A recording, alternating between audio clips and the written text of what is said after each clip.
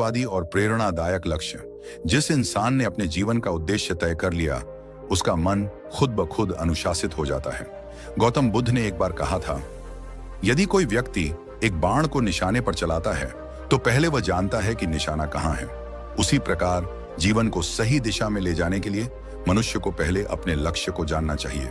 ये बात सिर्फ बौद्ध दर्शन में नहीं, बल्कि आधुनिक मनोविज्ञान में भी साफ साफ कही जाती है। मनोवैज्ञानिक कहते हैं कि जब आप स्पष्ट लक्ष्य बनाते हैं तो आपका मस्तिष्क एक केंद्र बिंदु ढूंढ लेता है। यह केंद्र बिंदु दिमाग को एक ही दिशा में सोचने, योजना बनाने और मेहनत करने के लिए प्रेरित करता है। जिस तरह से जीपीएस लोकेशन डाले बिना रास्ता नहीं दिखाता, उसी तरह लक्ष्य के बिना आपका मन आपको कहीं नहीं ले जाएगा या फिर किसी ऐसी जगह पहुंचा देगा जहां आप कभी जाना ही नहीं चाहते थे।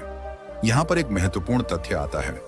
रेटिकुलर एक्टिवेटिंग सिस्टम RIS, ये हमारे मस्तिष्क का एक खास सिस्टम होता है जो हमें सिर्फ उन्हीं चीजों पर ध्यान देने देता है जो हमारे लक्ष्य से जुड़ी होती हैं।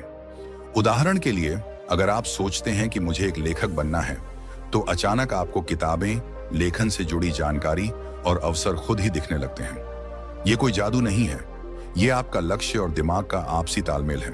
अब सवाल ये है, लक्ष्य कैसा होना चाहिए?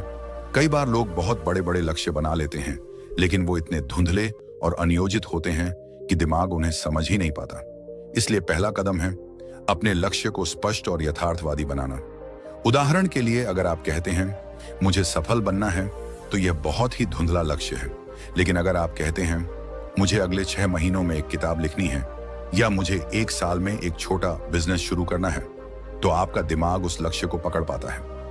यहाँ तो बने रहे, आगे वीडियो में नेक्स्ट पार्ट आएगा।